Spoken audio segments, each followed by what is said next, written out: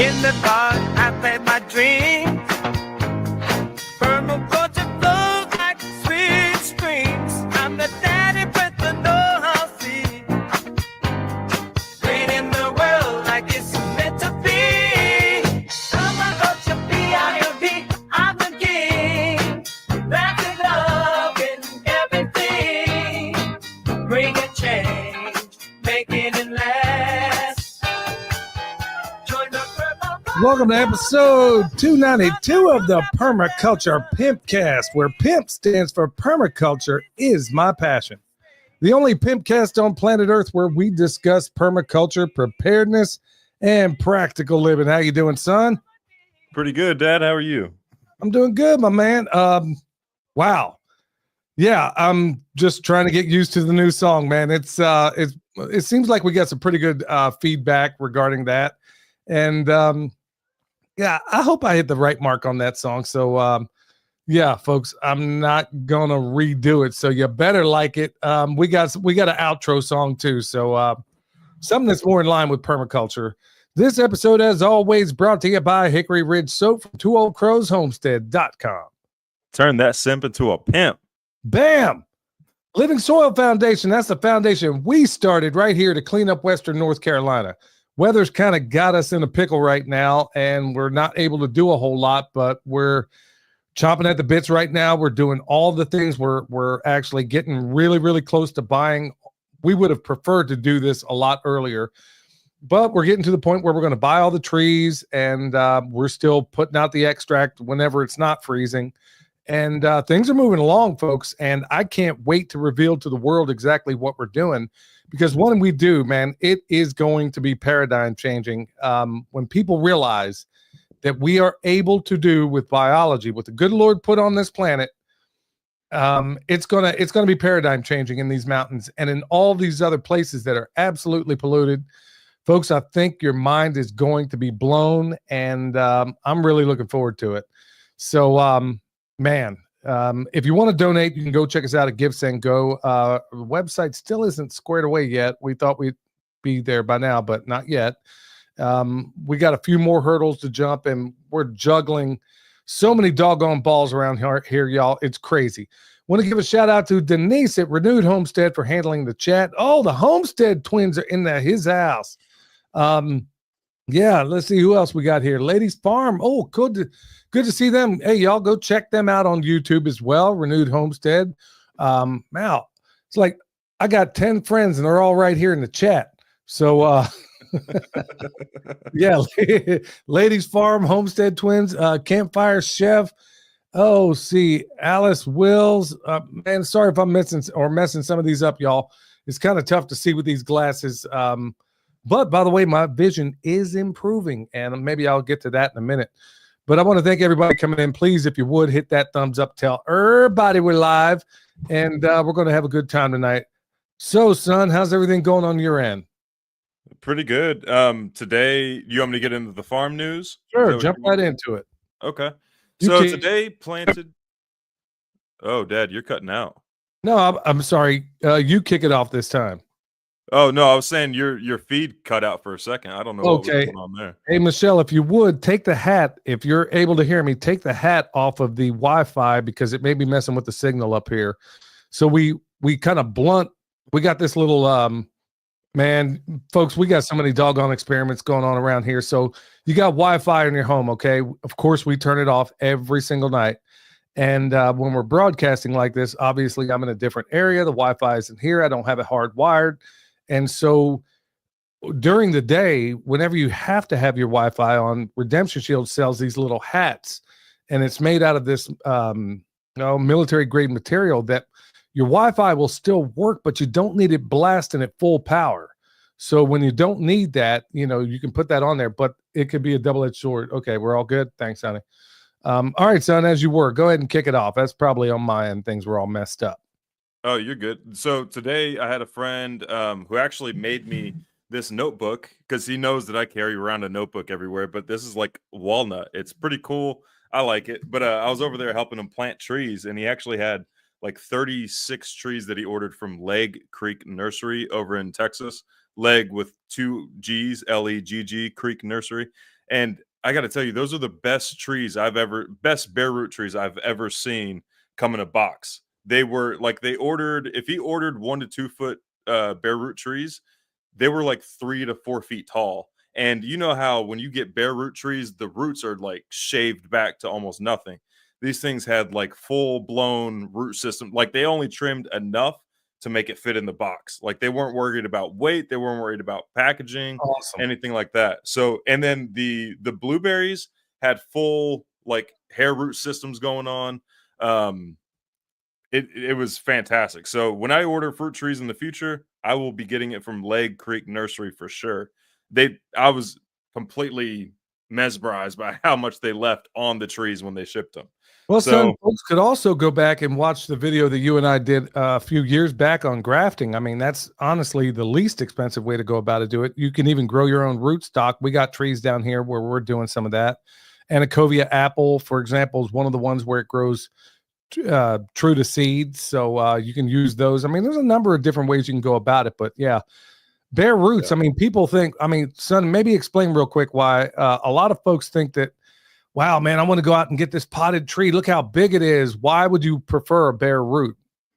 So potted trees, if I plant a potted tree, there's a couple of different reasons. If I plant a potted tree, it's going to go through 2 transplant shocks. The first transplant shock whenever I first plant it, and then the second transplant shock once those roots extend past the potting soil that was in the pot. So there's that. And then it has to contend with like being adapted to the potting soil, and then it has to get, like readapt to the surrounding soil around it. Whereas the bare root tree, once I plant it in the ground, it's only going to go through 1 transplant shock, and then that 1 to 2 foot bare root tree is going to surpass the potted tree in like a matter of sometimes a single season, like a single year. It surpasses that potted tree, and it's also like a quarter of the price. I can spend like anywhere between 10 to 20 bucks on a pot or a bare root tree versus like the cheapest potted tree at full price you're going to find is about 40 bucks. Sometimes at Walmart you can do, like you've seen it before. Homesteading Pastor has made a video about it before, but the $5 clearance trees over at Walmart, that's the only time I would ever buy a potted tree, is if it's like for $5 on clearance at Walmart. And you're gonna have to baby that tree. Those potted trees are the only ones that you really have to baby. But I showed him how to do the stun method, the strategic total utter neglect, but providing it with the best environment possible first. And like you have videos on how to plant a tree. I just recently came out with videos on how to plant a bare root tree. It's just the best way to go. And then the cool thing about these bare root trees, or any trees really, once you buy them, if you buy rootstock at the same time, then you really never have to buy trees again, because you can take cuttings from your rootstock, root that rootstock, cut the top off, and then whenever you get cuttings from your fruit trees, you can take that scion and graft it to your rootstock, and then you have like an infinite loop of just free fruit trees that you can produce on your own farm.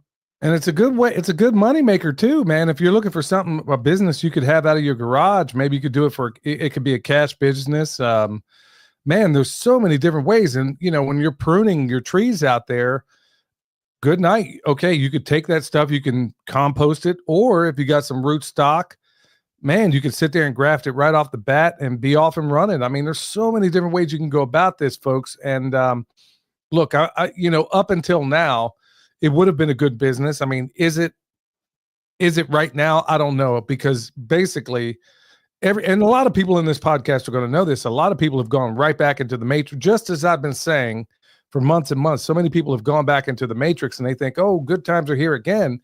Well, I don't know about anybody else, but the food prices haven't gone down one single bit. In fact, and you're predicting they're going to go much higher. So I don't know anybody else has gotten any massive pay raises or anything like that. So, folks, I mean, you can go ahead and believe all the hype, because Trump derangement syndrome, I'm realizing, goes on both sides of the equation. And as always, when a Republican's in office, everybody, look, this is why I'm saying, all you folks that are looking to buy land, or you're wondering, oh, good night, man, I just can't seem to find my way. Just hold on, because a lot of those people that heard of Alan Jackson son have gone country. I'm telling you what, they're heading right back to the suburbs, and you're going to be able to get this stuff with a butterfly net. So just hold on a while. What else you got, Absolutely. son? So I'm about to hit the road, about to do consultations. I'll see you guys here in about a week or so. But so the problem that I have is I don't want Emily and the baby going to the property to feed the pigs by themselves. Just because the sketchy stuff going on. In fact, today there was a pit bull that ran onto the property while I was on it because the gate was open. Um, and I didn't have to shoot it. I just shot the gun into the ground, and then the pit bull ran off. But it seemed pretty friendly. But still, it's friendly until it's not. So yeah, I don't want the Emily and the baby to go over there and feeding the pigs by themselves. So I had to come up with a solution, and I think the solution is putting a deer feeder out there. So I bought a deer feeder at Walmart for about like $100. Bought a battery to go along with it. That's a good So idea. I'm gonna set that up tomorrow. Set up a video and see how long if it works. I mean, if it holds like 225 pounds of feed, which is like 4 bags of feed, and 4 bags of feed lasts about 2 weeks on those pigs. Actually, 3 bags of feed last 2 weeks on those pigs for 8 pigs. They're coonies. So if this works out, then that's no more paying for a farm sitter. I'm just gonna make sure they have enough water, and then have that deer feeder feed the pigs. Put them in a new paddock. Put all the nets out, which I'm down to 2 since that whole incident in the past. But yeah, I'm gonna see how that goes. I'm pretty excited Wow. about testing that out. Well, that is a pretty good idea if it pans out. I mean, pigs, man, their sniffer is so good that they won't have a problem finding it. It's just Yeah. you're always worried about when you automate something, you're always wondering about malfunctions, you know? Yeah, and my other concern is with those pigs potentially they're cooney, so they're less aggressive, but I'm concerned that they might knock the feeder over and just get all the feed on day one. Hopefully they don't do that. I might try to rebar it or stake it into the ground somehow. Um, but you and I were talking about finding a contractor to actually show up before, and how in East Texas it's impossible to get a contractor, even though you're throwing money at them. It's impossible to get a contractor to show up. Today I was at a friend's house, and she's going through some communal living issues basically. And what was a shared driveway has to she has to make her own driveway now.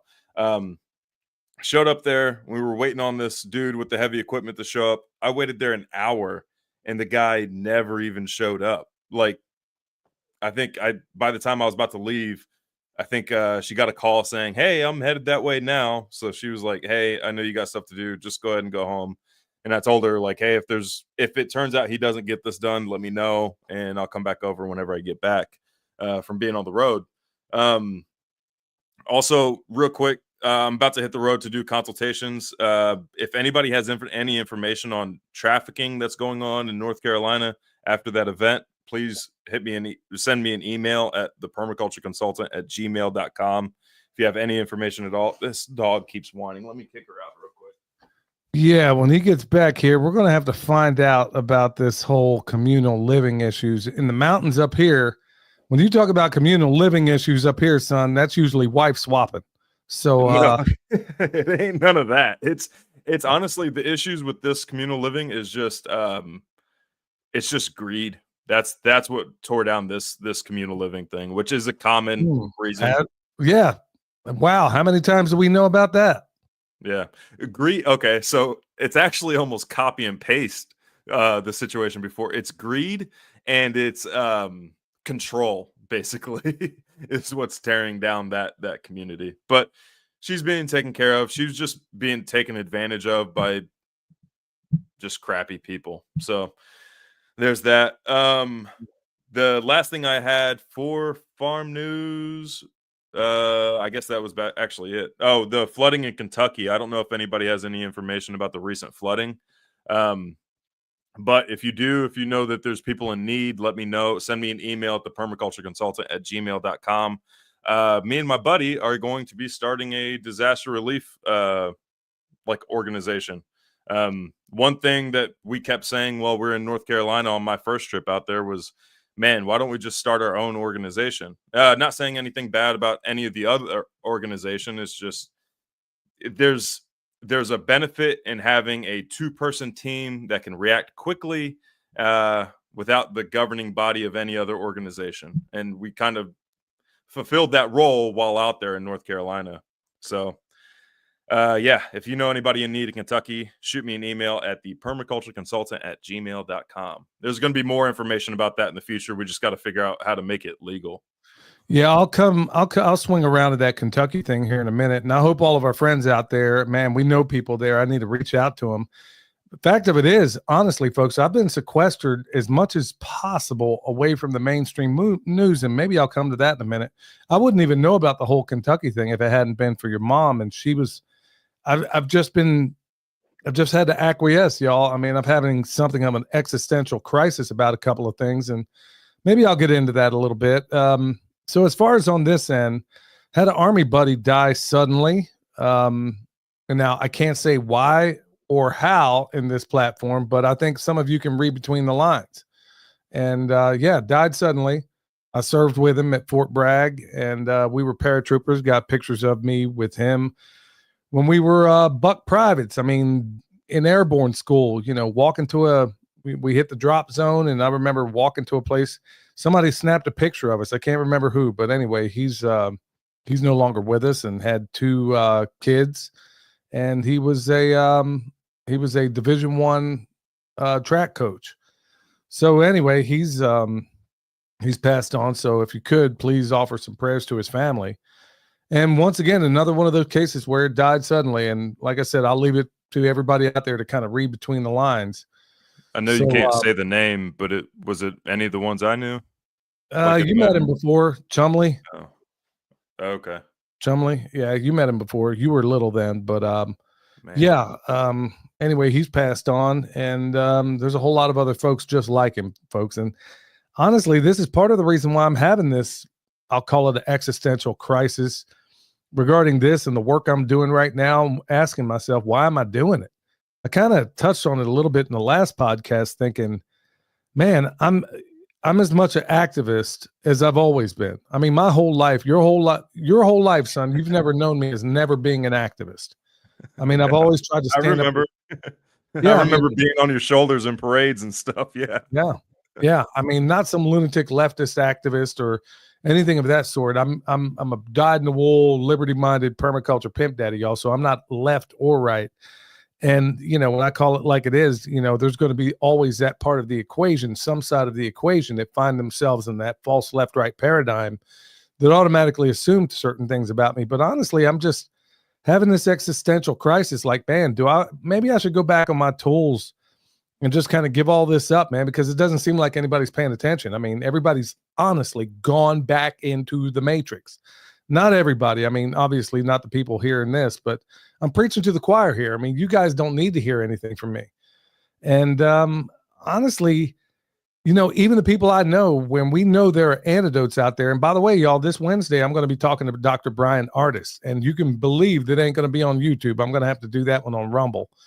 And can't put it on X because they shadow banned me before I even got a chance to get started.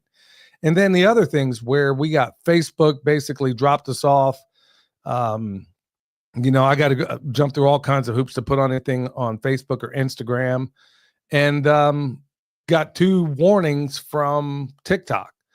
So I'm like, okay, well, ever since Trump got in, this suppression has gotten 10 times worse.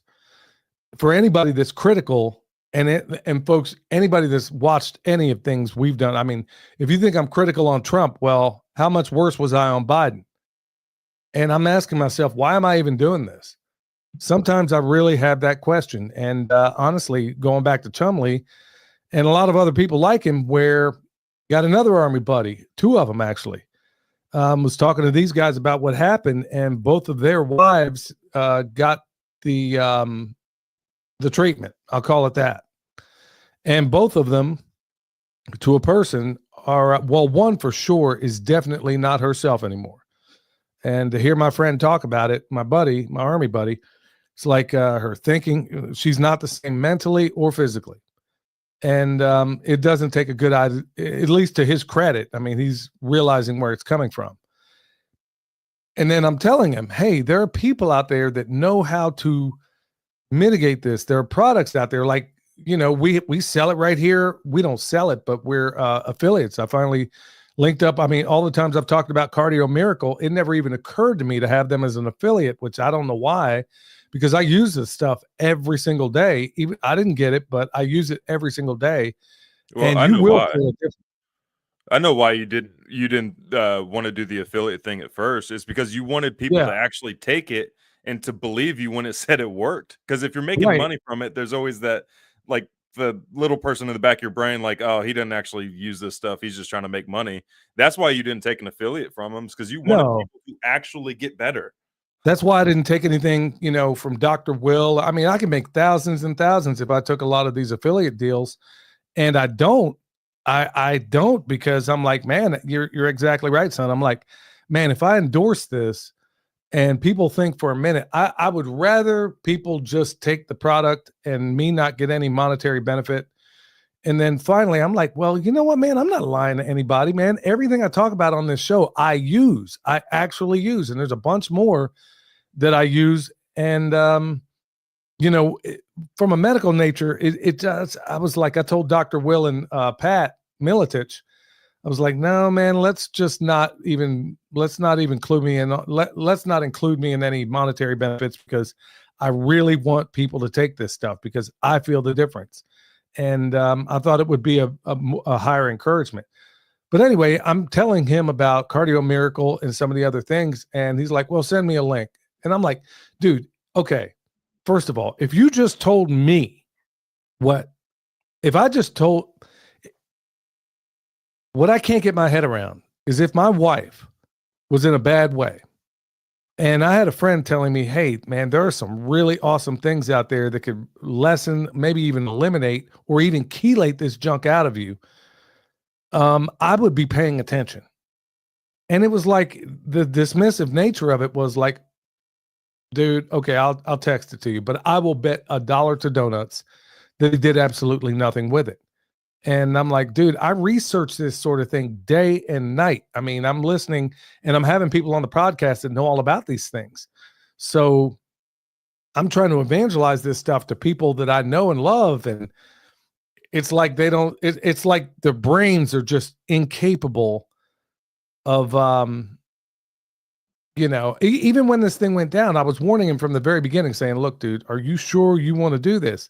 And then I gave him all the information I had. I'm like, dude, why are you going to take this thing for an illness that has a 99.9% recovery rate? Why would you do that? And his response to me was, well, we're going to roll the dice and one of us is going to make it through to take care of the kids. And I'm like, dude, did you not just hear the statistic I gave you? Did you not just hear it? But anyway, it didn't do any good. But anyway, so yeah, Cardio Miracle, that's one of the ones you can do. Ivermectin, fenbendazole, especially when you listen to what Mel Gibson said. I was hoping that because Mel Gibson said it, then now maybe people will pay attention to what we've been talking about and all these other frontline doctors were talking about regarding fenbendazole and ivermectin. And, the guy we had on here, John Richardson, talking about the seeds, the apricot seeds. Man, there's not one of these things I don't do because honestly, there are people shedding on you. Or then there's this other thing where I'm sounding like a broken record right on YouTube. And that has to do with what they're dropping from the sky. Son, I'll be honest with you.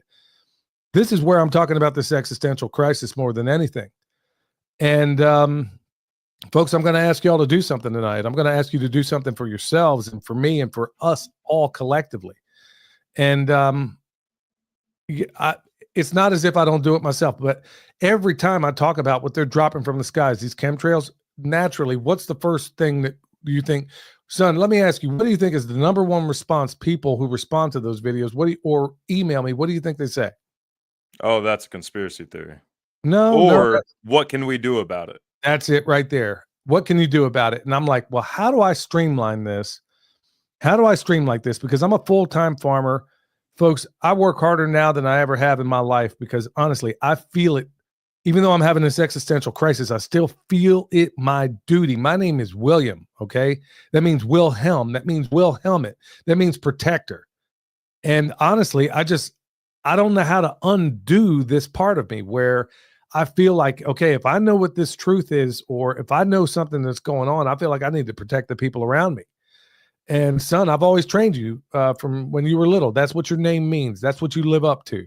You be the protector, whether it's your family or the people around you. You stand up for the people that can't stand up for themselves. And, here's what I'm going to tell you, folks. And I'm probably going to do a full-length video on this. Here it is in a nutshell. I got a lot of notes here that I was going to talk about, but I'm probably not going to do that because I've spent so much time doing this now. But here's what I'm going to ask you to do. And I'm not dogging anybody. Believe me, I'm not. I know how hard it is right now for a lot of you folks, man. You toil away day after day, week after week, many of you for a pittance. You're not being paid enough to do what you do, and it's not enough to put bread on the table. So you have limited time. So I said, how on earth can I come up with a way that can streamline this so easy when everybody asks me, what can I do? Well, here's what you're going to do. I'm going to give you the cliff notes right now, and I'll go into more detail later in another video. I was going to do it today, and then I said, well, let me think and pray on this a little bit. So here's what you do. A lot of people do not know who their local state representatives and senators are. Okay, fair enough. In many cases, people don't even know who they are on a national level. So here's what you do. And I did it myself just to make sure that this would work. So I came up with a streamlined way of doing this. And it takes about 10 minutes, maybe 15 if you don't know your way around it. And I'm going to ask you to do the one thing I never thought I'd ask you to do, and that's to use AI. And I'm talking like Chat GPT or the other one like it. So here's what you do. So let's say you live in this place, you don't know who your reps are. Go to Chat GPT, literally put in, I live in so-and-so town in this state. Who are my state senators and representatives? Bam. And give me their contact information. Okay, so that's number one. Let's say you don't know who it is on a federal level. So do the very same thing at Chat GPT and say, give me their contact information, and it'll pop right up. Then here's what you do. Go to Chat GPT and say, write a letter to Congresswoman so-and-so and tell them to stop chemtrails. Just put it in just like that. You don't have to get fancy. You can if you want to. And I guarantee you this thing will spit out a better form letter than you could ever write yourself. And all you do is cut and paste, take the whole thing down, put in the senator, and then put it in for your state rep, your state senator, and then both of your federal senators and your congressperson. Okay? And that's all you got to do. And here's my plan. Here's what I'm going to tell everybody to do. And you better believe I'm doing it myself. So this is step one. When you ask me what you can do, I know, don't throw your hands in the air and say, oh, well, they're not going to do anything. Well, it ain't going to be because I didn't try. Because honestly, where this eventually leads is to a place where I don't think anybody wants to go. So let's try the peaceful route, and let's try to encourage everybody else around you. When you say, what can I do? I just gave it to you. It takes you 15 minutes to get this done. And folks, I am the least capable person on a computer. So I said, okay. So that means 5 minutes for everybody else. Probably. So that's what you do. And say, look, just tell them to stop the chemtrails, and it'll write you up, even put bullet points in. I mean, you can church it up however you want. Hang on to it. Send that email off. And then here's how it's going down after that. So here's how they're going to respond to you. On a federal level, they're going to give you some form letter. It's going to be a bunch of BS. The second I get that letter, so I sent off the first one. Now I'm going to write to you twice a week. Then you're going to send me another form letter. Then I'm going to write to you 3 times. I think you get the point. Until finally I get to the point where I'm writing you every single day, demanding that you stop pissing on us from the sky. And folks, sorry to be so crass, but I don't know what else to call it. This is why I'm so freaking aggravated, because every single day, and it's 3 times worse under Trump. Since he got into office, the chemtrails are 3 times worse. Folks, I look at the sky. It's what I do for a living. I pay attention, okay? I got to look up there every single day. They are blotting out the sun. And then when I talked to Dr. Will Spencer today, man, folks, if you only knew the nefarious things that they're putting in this stuff, and it might have something to do with operations with Stargate, that Project Stargate. Okay, there's nanoparticles in this stuff. And then I can't tell you how to get it out of you except to say, go check out Dr. Anna Michalczyk. Okay, And there's ways to chelate this stuff out of you. There's other people that have other methods too, but hers is the one I use with EDTA. EDTA chelation. Do that twice a week, and it'll yank basically all the metal particles and the nanoparticles out of you. So it basically screws up their operating system. But that's where this fog comes into play. This is why I sound like a freaking broken record on YouTube as of late, y'all. Because honestly, it's hard for me to sit here and tell people, you know what, we got a farm out here that's better than anything organic by their standards by many magnitudes. Go look up the organic standards, okay? What we're producing here in terms of our animals and everything else is beyond anything that they are allowed to call organic, okay? It's beyond organic. I know it's kind of a cliche these days. I think But that's is a it really? brand too. I Yeah, think but Beyond Organic is a brand now. yeah, but son, can you even claim that it is anymore with this junk they're No. dropping from the sky? No, I don't think so. I'm like, Not if and you this live in is- the United States.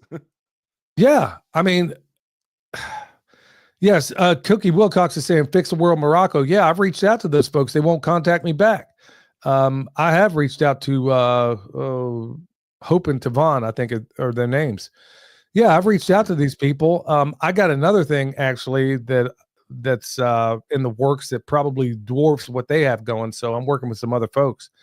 But the other stuff I'm working on may not be available to everybody out there. So the bottom line is, folks, this is what I'm going to ask you to do. Reach out. I could give you all the farm news and everything, but honestly, there's nothing more important than what I'm asking you to do right now.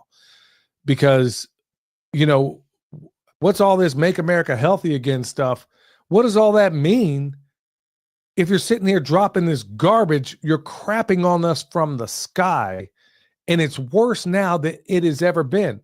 That's why I'm struggling as of late to sit here and show folks, believe me, I got so many films. It's never a shortage of what I can film, ever. Okay. I'm not a one-trick pony. Believe me, there are so many things I could do. And I'm just struggling thinking, man, how do I even talk about this when the most fundamental aspect, the air we freaking breathe, is compromised? So I'm like, well, how good is my farm really? I mean, I'm not putting any junk on it, but they are. So I'm just, I mean, this is the part that's got me like fit to be tied. And, you got all these people riding Trump's nuts like Alex Jones and all the others. Used to be, gangbusters on chemtrails. Ain't saying a word about it now. Not a single word. So it's like everybody's falling back into the matrix. And I'm like, there is no way people are not seeing what's happening here. I don't know what's happening. What does it look like over? I mean, you were getting that fog, weren't you? Yeah, we were getting that fog. There was one time I was helping a couple weeks ago. I was helping my friend process pigs at his house at about sundown. At about sundown, we both smelled burning plastic, and like you couldn't really tell if there was a fog coming in or not, but we both smelled burning plastic. I drove home an hour and a half away, and I still smelled that burning plastic when I got out of the truck. Like, and then my buddy who lives in Middle Tennessee smelled burning plastic that same night, and his mom smelled burning plastic that same night. This fog, and then was it Saturday? I had this like headache that lasted all day. Usually whenever I have a headache, I can take in salt and then the headache goes away. Not the case with this one. It was like, and it kept increasing as the day went on. I don't know if that was correlated or not, but it was a headache that I couldn't explain with anything that I would usually do for a headache. But the weather is it keeps fluctuating now. And I mean, there isn't a day where you don't get clear blue skies here in Texas anymore. Like every day is going to either be hazy or you got chemtrails streaking the skies, or it's just going to be cloudy and overcast. And the temperature is fluctuating like crazy here. We've got trees about to bud, but now we're getting freezing temperatures, which is typically normal for this area, just not this early. Like trees don't have a long dormant period here in this part of Texas, but it's just not the same as before. Like the cycles are all screwed up. Like usually it'll warm up, like we'll get a week of freezing temperature here in this part of Texas, and then it starts warming back up again. And then it's like a consistent warming until right before Easter, and then we'll have another freeze, and then it goes on to summer. That's how the cycle goes here in this part of Texas. And it's just not the same anymore. It's just not the same. Well, It's judging by super the hard to comments, protect. And they changed the USDA growing zone for this part. They made it colder. see, this is mind-boggling. I mean, judging by the stuff here in the chat, Neethi says, the fog is here every other week in Youngstown, North Carolina, and everybody else. By the way, we'll have to get Neethi on the show again to talk about some of this stuff. There's so much doggone junk going around. And folks, honestly, this is why I'm struggling right now to put out trust me, I'm going to get back to it. And I'm even toying with the idea of maybe starting another channel where I leave that one maybe strictly for activism and then just cover farming just on this channel. But it's getting to the point where I'm so doggone frustrated. I'm like, well, what am I doing this for, man? I mean, what am I doing? I mean, I don't want to go into too much right now, but I got some stuff coming that protects us, but that's protecting me.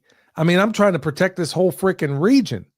And, there's people out there that are in the fringes out there that are doing some cutting edge science you're never going to hear about, and they'll never allow themselves to be seen on a podcast and stuff like that.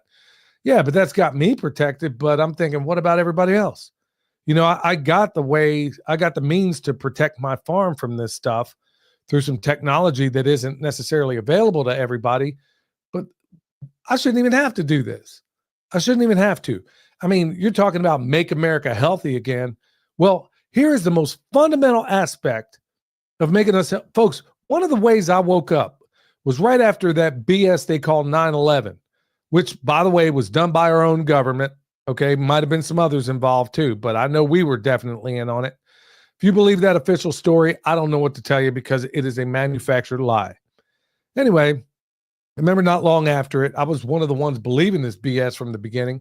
You want to know what woke me up is when the second Bush, that moron that they put in the White House, he gets on there and he's like, yeah, we need to fight them over there so they don't come here, which is absurd just on the face of it.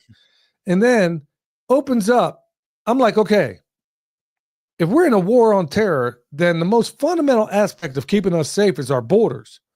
And I'm an expert on borders. Okay. That's part of what I did in the military. How is it you got a wide open border, but we're in a war on terror, but you got our troops overseas?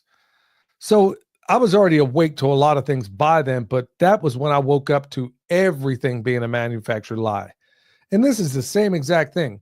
You want to make America healthy again, but meanwhile, we're dropping aluminum, barium, strontium, and all this other junk. So folks, to not beat this horse any more than I have, all I'm going to ask you to do, like I said, use this AI in your favor. Use it for something good. If you don't have time, and I understand you don't know who your local, that's what Chat GPT is for, okay? Go there, have it write it up for you, put it out there. Let's all do this. Tell everybody to do it. I mean, yeah, we got a pretty big voice here. We go out to a lot of people. A lot of people listen to us on the platform, but I mean, it's not like Joe Rogan's ever going to ask somebody to do anything like this. So folks, I mean, I'm going back to my roots in activism. I have to. There's nothing I would rather do more than show people how to grow their own food. But honestly, my light years better than organic orchard gardens and everything else ain't worth 2 dead flies if they're just sitting here dumping this crap on me. And I'm sick of it. I'm sick of it. And then we got weird things like, there's a video that I put out where I'm like, hey, Trump, here's an order for you to put out there. And didn't get any traction on my X account, which, by the way, we're having all kinds of issues on X accounts. And somebody else snatches the video up, reposts it, and I don't know how many millions of views it has right now. So, yeah, it ain't just happening to me. It's happening to other people that are critical about the administration. So, folks, just stay alert, stay alive when it comes to a lot of this stuff. All right, I spent so much time talking about this. We're gonna skip a segment or two, and we're gonna jump into the main one here. And folks, it's going to be one. This is going right straight into, what we really need to be talking about. So before I do, Farm Connection, they got some good bare root trees and all this other stuff that you want to check out. A lot of the stuff I use, y'all, I get from there. They got 10% off with promo code PERMA, and they ship. Wave Watch. You're dealing with anxiety. You got any kind of health issues? Look, I mean, your mom used it the other day. She was having anxiety issues, and I'm reasonably sure it had something to do with what they were dropping from the sky. She put on a watch, it all went away. And she seems pretty well convinced that it came from what they're dropping in the sky. When she's on Thursday, I'll let her talk about that a little bit more. Look, coming up March 18th through the 22nd, Shalom Temple's got their 5-day immersion event. Barbara O'Neill is going to be there. Folks, this is why I'm saying I think the next big thing that they're about to pull is going to be of a medical nature. Reason why I'm saying is that things I used to be able to talk about on YouTube, I can't talk about anymore. I can't get away with it. They will shut the video down and they will absolutely give me another strike. So, and there's a bunch of other data points. Like I said, I'm pretty good at noticing patterns, and they are doing everything they can to shut down people who have natural means to heal the planet. So, yeah. Speaking of that event, I'll be providing security for Barbara O'Neill, which she thinks I'm doing her a solid. She's going to be doing me a solid because I'm going to be talking to her the entire time. She ain't getting a break. Well, William's going to be part of that detachment looking after Barbara. You know, when you got somebody like her, I mean, there are people out there that, you know, and they're by the way, they're armed guards too. So, yeah, don't start no SH. Yeah. There won't be no IT. May 2nd through the 4th, Mountain Readiness, y'all. That's one you want to go check out. It's the best festival you don't know about. Folks, you can go ahead and check out these typical homestead events where it's going to be the same tired things over and over and over again. Well, T at Mountain Readiness, man, he's not playing that game, y'all. And he's bringing in some of the, I'm talking, there are classes there that you cannot get anywhere else. And I mean that. Best festival you don't know about. And I'm thoroughly looking forward to that. That's going to be May 2nd through the 4th. Go get your tickets at mountainreadiness.com. Very reasonably priced. And I think you're going to dig that one. And Redemption Shield, that's where I was talking about that little hat you put on your Wi-Fi thing. Well, they sell a lot of other cool stuff too, especially regarding the grounding. And that's where I got my feet right now, one of those grounding mats. So go check them out. Look, I'm going to hang on to Eric's. We're getting kind of late in the tooth on this thing, so I want to jump right into it. I'd ordinarily go to my man Eric, but we're going to save that for next time. EMP Shield, $50 off with promo code PERMA. All right, folks, I want to get into something important because coming up, Renewed Homestead on March 29th, they're going to have a sheep processing class. Now, I've whacked a number of critters with Ben over at Renewed Homestead, and we've done classes out there before. Folks, I'm telling you, this, if there was ever a time that you want to get these skills, it's now, because folks, everybody thinks we crossed the finish line. I got news for you. I think we haven't even begun to start the race. I'm not a pessimist. I'm a realist. And looking at what's happening with the economy and all the other things going on, these data points, folks, if there was ever a time for you to get these skills, it's now. It is right now. And I'm going to offer some things that you might want to think about.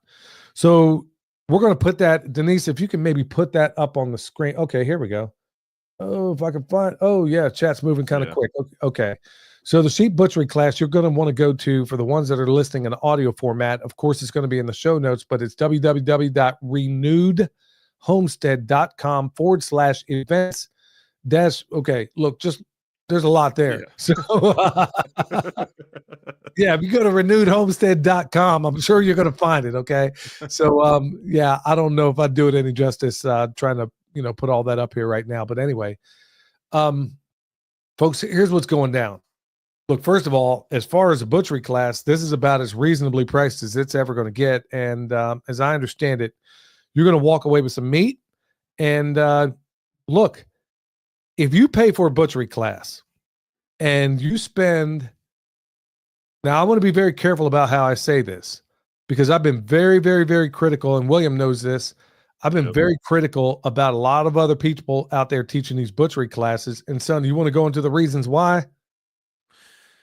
Because they teach them all these different techniques that aren't applicable to other animals. Okay, for example, when it comes to pig processing, if you learn how to scald a pig that doesn't apply to anything else. Everybody wants to focus on these fancy cuts to make themselves look like good butchers and stuff like that, instead of focusing on how many meals can I get from this animal. We're homesteaders. We're not worried about Frenched out lamb chops or anything.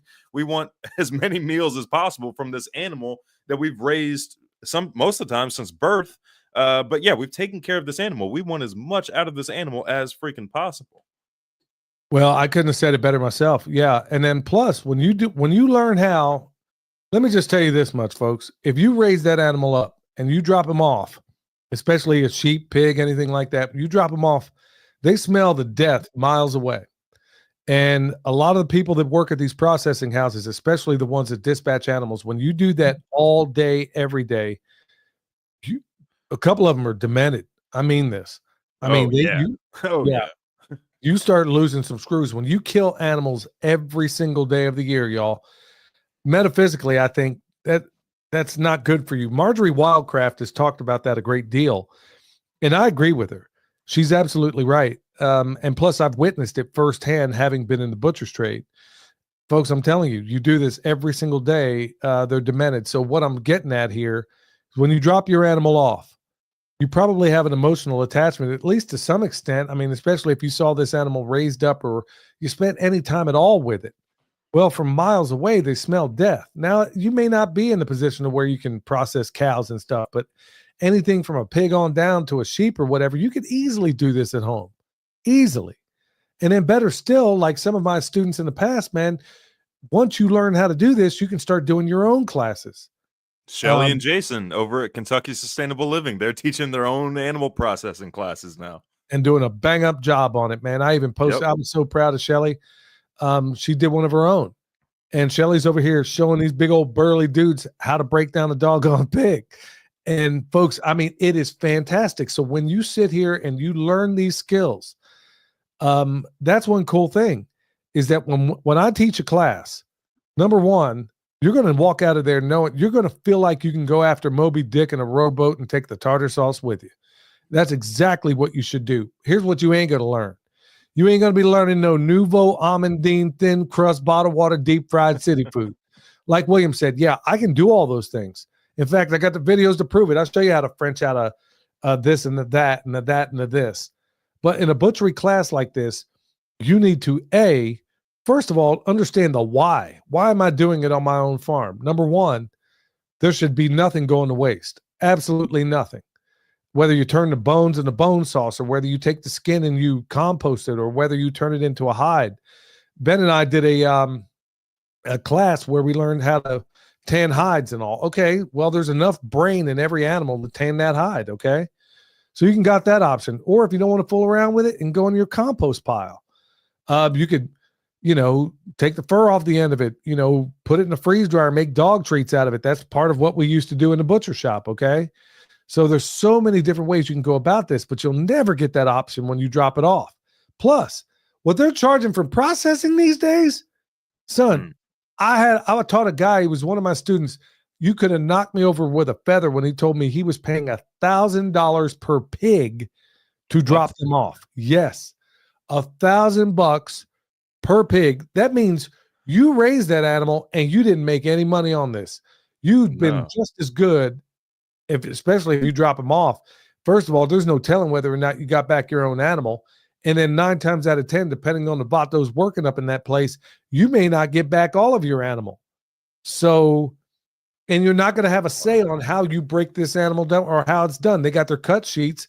Well, what if I don't want what's on that cut sheet? Well, folks, that's what I teach you. I will show you. It doesn't matter. That's why when I show you how to break down a sheep, it doesn't matter. You can do the very same thing on a pig. Son, am I wrong? No, you're absolutely right. Yeah, any four-legged animal other than maybe a cow, which just equals more cuts. But like the way you do a lamb, you can apply it to a goat, you can apply it to an alpaca, you can apply it to a pig. The only thing it really doesn't apply to is a chicken. That's right. Or a duck, a bird, basically. Any kind of poultry, That's pretty much it. But here's where the difference happens is when you go to a lot of these homestead events, because of the nature of the rules at the place where they have it, you're never going to see the most important part, which is dispatching the freaking animal.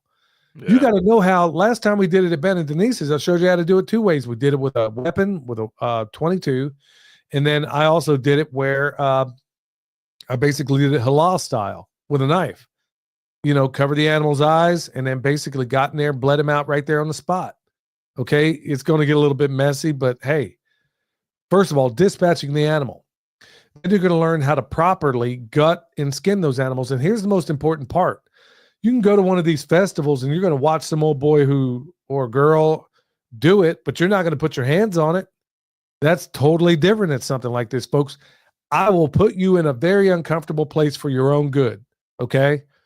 Those are the people that come up there. And then there's nothing that gives me more joy than my students sending me videos of them doing their own classes, because honestly, this is what it's about. It's to evangelize. It's evangelizing what should be the most essential parts of homesteading, and that's producing food. And better still, the joy you get knowing, okay, the first time you do it, trust me, you're going to feel like a pig on roller skates. Everybody does. I did. William did. Oh, yeah. Everybody always Absolutely. does. Mhm. And then as you do it a little bit more, first couple, maybe you want to do it yourself or get a couple of friends around. And then when you teach, you learn twice. Okay. So you teach, you learn twice. So then after a while, you start teaching a class. And then guess what? You'll be coming back to me saying, hey, I found another way of doing this. Okay. That's fantastic. This is why Homestead Absolutely. Butchery, this is exactly why Homestead Butchery, y'all, is the cat's meow. This is why you need to learn how to do it on your homestead. Okay, so let's say you can't afford to go to this course. And like I said, it's a bargain for what it's priced. Okay, well, look, you name an animal, except for a cow. I haven't had the time to do that. I honestly don't have the facility to do a cow right now. But you name an animal, if you can't afford to go, watch the videos I put out there.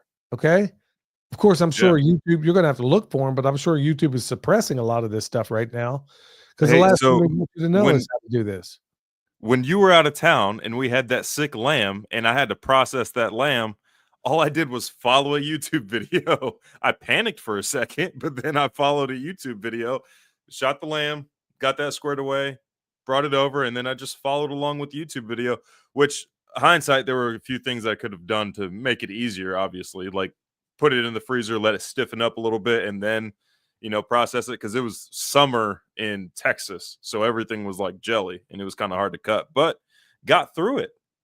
Yeah, but I hadn't yet taught you Hmm. one-on-one how to break these things down. And look, you figured it Right. out by yourself.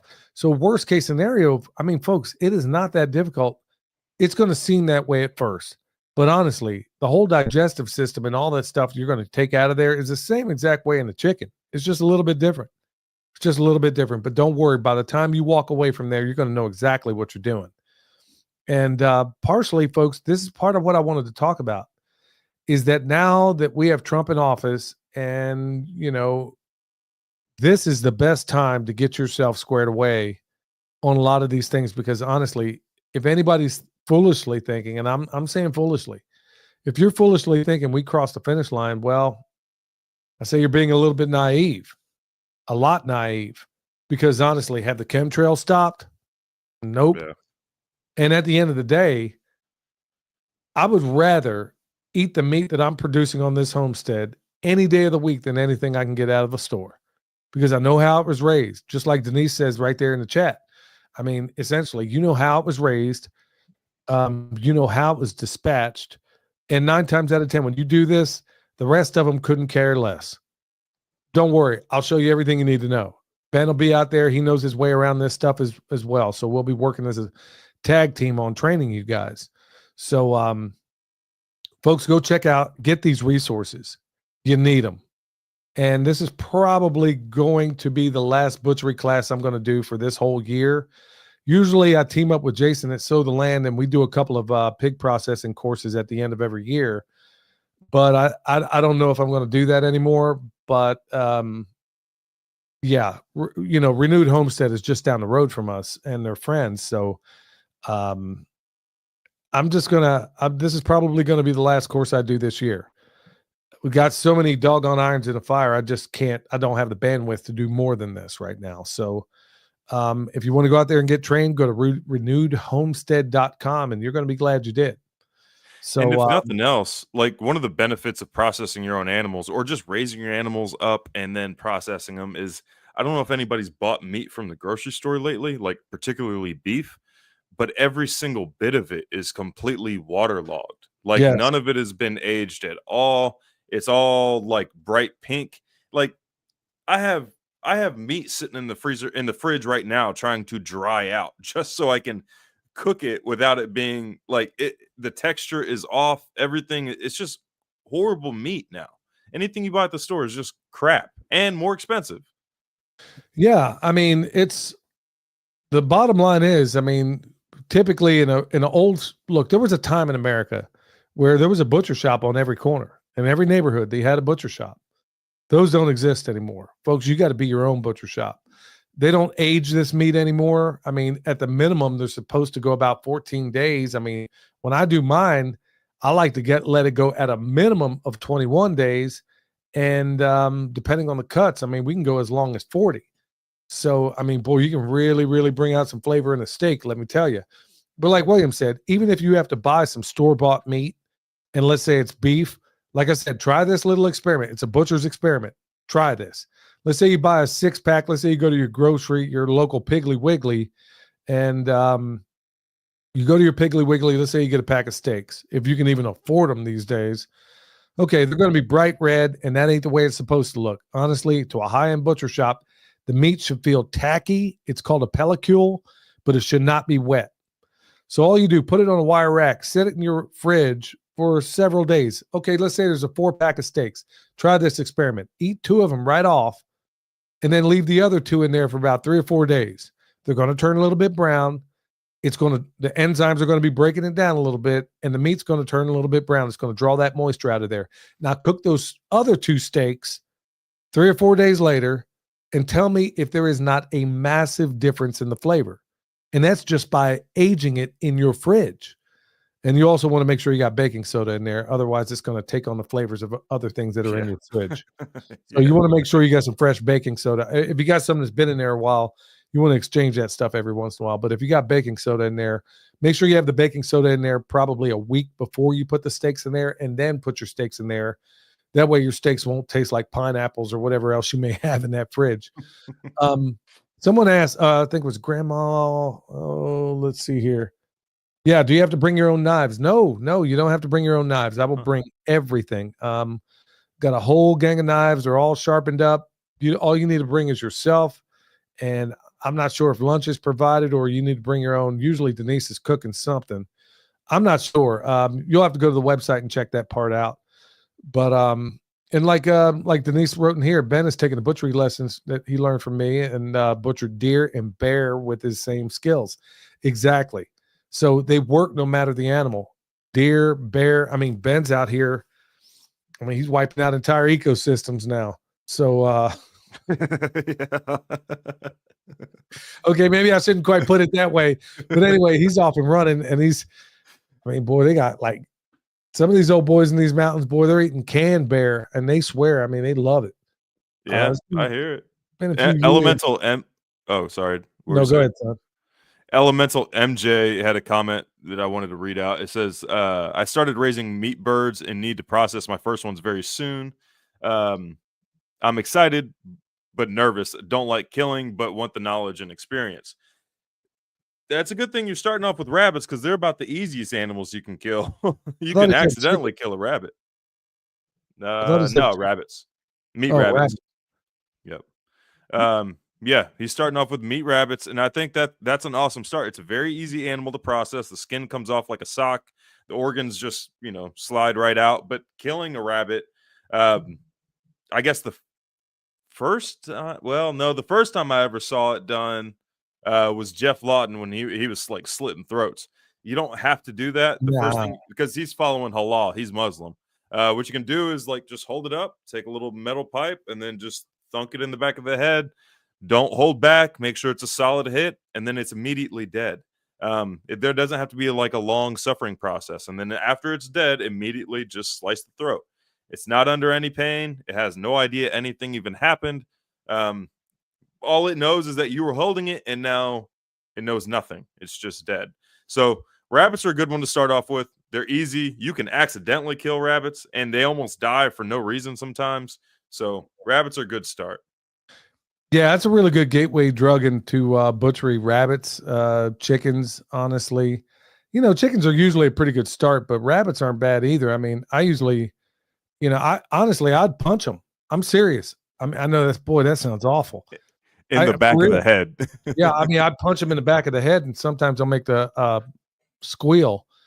You can take a stick. I mean, you can hold them up, and then you just bash them in the head. Boy, I'm not picking good words today. Yeah, hold on. Let me take this part over, Daddy. You're not helping him at all. No, I mean, that's honestly, I mean, you know what? You're taking life. And folks, I don't mean to sound so flip about it because it's a very sacred act. So I don't, that's what I'm afraid of. I mean, I know I throw a lot of humor out here from time to time, but honestly, whenever you're taking life, man, it's a very sacred act. And it's a very solemn thing. And I thank the good Lord that, he's provided these things. But folks, I mean, you're probably going to need these skills in the future. So, once you learn how to do any four-legged animal, a rabbit, really, I wouldn't put them in there, but I'm saying once I show you how to do a sheep, I will show you a method that I pretty much created that works no matter the animal. That's exactly why I devised it this way. Now, I could cut down a sheep in the way that a lot of other people would do it, but I will do a sheep exactly the same way I do a pig because I want it to be translatable so you don't have to come back. Oh, well, he's doing a pig processing. Let me go back for that. And then you got to blow the money for that. No, we came up with a way that works no matter the animal. It really does. No matter the animal. That's the benefit of doing a course like this and why I've been so critical of so many other butchers out there that teach courses is that they want to talk about the sexy stuff like the charcuterie, how to make mortadella, prosciutto, capicola, all that. Man, like William said, we're homesteaders. Okay. Yeah. I love those things as much as anybody else, but I got a limited time, man. I got to wear a lot of hats. Like when it comes to pig, the only processing I do anymore outside of, the pork chops and the hams and all the other things you're aware of is I will cure the bacon or the pork belly. William likes it straight up. I mean, I'll cure the belly, make bacon out of that. And, hams, I may do something with that. But outside of that, I leave it in the basic cuts. And then, of course, the sausage. And, with the sausage, I love sausage. So I make a lot of breakfast sausage. And I do a lot of other things in that nature. Outside of that, that's all you need to learn. If you were in a butcher shop, they would not be showing you how to make mortadella, prosciutto, capicola, and all these other sexy things that these other people teach. You would never even dream of learning that until you mastered all the other skills that you're going to get here. And that's exactly where you need to start. So when people come up to me and say, well, I really want to learn this. No, I'm sorry, you're not going to learn that. You're going to learn what you need to know, which is how to dispatch that animal, how to break it down into primal cuts, how to break it into subprimal cuts, and how to properly package it, because that's part of it too. You learn that. Shannon, I'm sorry. I was going to say, Shannon Emerson was asking, does this method work for deer? Yep. Any Absolutely. Four-legged animal. I've done a video on it. In fact, yeah. It's always better if you can be there three-dimensionally. I see Bill Zegley in the comments there. I mean, he's been to a couple of these. And you can look at it in a video and follow along, but there are nuanced things that I can't teach in a video. So that's the benefit of actually being there. Yes, it will work on a deer. And I've done the video on that. In fact, when these old boys see the way I process a deer, they're like, holy cow, you mean I don't just rip out the back straps and run with it? No, I'm going to show you how to make elegant steaks. When I say I'm going to show you the basics, y'all, when I say I'm showing you Michelin star kind of basics, okay? You can always scale it back and do it however you want. But at the end of the day, I'm teaching you an animal. The reason why I don't teach you how to take out the back straps, how to rip them out of a deer or anything else is because it doesn't apply. Okay, so what if you got a pig? What are you going to do there? Okay, so you just ruined all your pork chops. So if I show you one method that works no matter the animal, it works no matter the animal. It could be a freaking cow, a moose, a goat. It doesn't matter. And that's the benefit of learning a method like this. And there's also the blessings of being able to do it at home, because there is no waste. And You can also use it on a rabbit. Just a yeah, small scale, break out that scalpel, but you could use this method on a rabbit if you wanted to. yeah. And, 9 times out of 10, I don't know yet, but I mean, unless Ben and Denise have plans for the guts, the only thing I ever usually want to get from these courses, I mean, you can ask Jason, I usually walk away with the guts and the skin. Anything that would ordinarily get thrown away, because I know that it will make the best compost ever. Okay. Yep. When you get those organs and blood in your compost, I know what that's going to do. And I need to make a lot of compost, especially for what's going on in Western North Carolina. So, anything you want to add to this, son? It's a skill that everybody needs to learn. If you have like a mutual assistance group, then you need the majority of people to understand this process. Even I know that there are some people that just really don't want to kill an animal, and I 100% get that. I understand that. I think there's specific roles for different people. Not everybody's cut out for killing animals, and not everybody has the ability to separate that thing in their mind. Or if one person is going to be like severely emotionally damaged for killing this animal, but there's another person there that can handle it, then have that person do it. But as far as the processing part goes, that's something everybody can get their hands on. Just get over the squeamishness at that point. After the skin and the head is gone, it's no longer an animal in your head. The only hesitation in actually helping and putting hands on it is the squeamishness from the meat and the blood and all that stuff. Get over it, get your hands in there, find your role in the whole processing thing. And yeah, it's a skill everybody needs to be at least familiar with. Well, let me piggyback on what you said there, because that's of profound value, especially for people that are part of a mutual assistance group. If you don't have at least one person in there that knows how to process an animal and is cross-training the other people in that mutual assistance group, well, I'd say you're making a big mistake. So, and then plus, honestly, folks, I mean, from the time William and I, and just me and him putting a pig on the table, it's about 30 minutes before we got it in plastic. And people don't believe it, but we got the videos to prove it.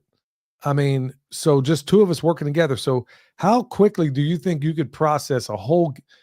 I mean, you can get a bunch of your neighbors, your mutual assistance groups together. Once everybody knows their role, all you got to do, bam, you get him gutted, you get him skinned, you break him down, and then what? Oh, now the cool stuff begins. Now, when you pass those pieces out to everybody, they all know exactly, okay, turn this into pork chops. Okay, you see this ham over here? We don't need another ham. I want you to break it down into ham roast. I'm going to show you how to do this. So, or you can tonal bone it, or, so many different ways you can go about this. Or if you want to start a little business on the side where you start training, I want to make myself irrelevant. That's exactly what I want to do. And that's why I teach these skills, y'all.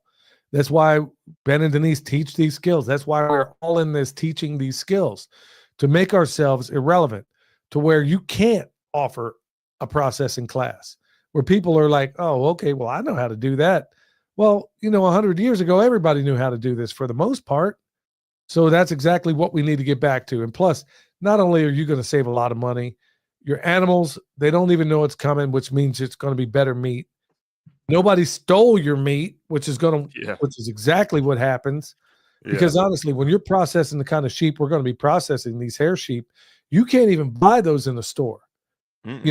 Every sheep you get is a lanolin, drugged out sheep. These sheep haven't been hit with any drugs. I mean, there's not anything on them. So, this is part of it. This is a big part of it. Well, son, anything else you got to add to it? I think we covered it. Yeah, I think we did. Hey, want to thank Denise out there. Hey, y'all, remember, check out the processing class that we're going to have on March 29th. We're not long away from there right now. Going to be a good time. And it's always great to fellowship with other folks like that. I know it's not going to be a bunch of purple haired Marchies running around. So, honestly, it's always a great time to hang out. Ben and Denise are friends anyway. So, it's always good to hang out with them anyway. But honestly, when we have a whole gang there and we're doing a class, as long as we don't have this one lady ripping out the hair of these doggone, boy, I saw Ben lose it on this woman. She was in there like scalping this. It looked like something out of some freaking ritual, man. And it was like the most bizarre, man. I've been to 3 county fairs and a hog calling. And I ain't ever seen something as weird as this lady. If you can make Ben mad, you are seriously screwing up. I'm telling that's the most long-suffering dude you will ever meet, dude. And I saw Ben about ready to just go kung fu on her, man. I thought he was going to drop kick her right over the doggone chicken scalded, but yeah. So no weirdos, okay? Okay, no weirdos. All right, y'all. Thank you so much for your support. Until next time, stay alert. Stay alive. Channel and nature, let the knowledge ring. With roots that run deep, wisdom from soul, burn across your dreams. Let the ideas unfold. I'm grooving with the truth, truth, truth. Feeling nature's truth, truth, truth. Who's got the answers? All we need to do. Listen to the earth, they got us through. Let's see the change. Watch the world spin. From the smallest sprout to harmony begin. In the cycle of life, for the magic's alive.